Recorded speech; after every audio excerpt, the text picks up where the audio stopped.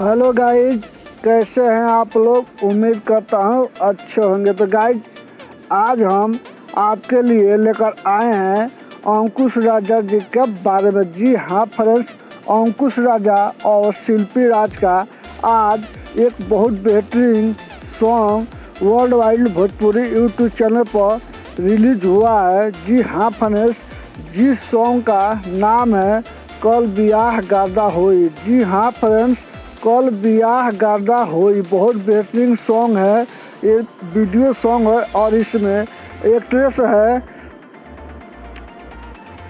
नीलम गिरी। जी हाँ फ्रेंड्स, इसमें एक्ट्रेस है नीलम गिरी। बहुत बेहतरीन सॉन्ग है। वीडियो दुबई में शूट हुआ है। बहुत ज़बरदस्त सॉन्ग है, एकदम हाई लेवल का सॉन्ग है।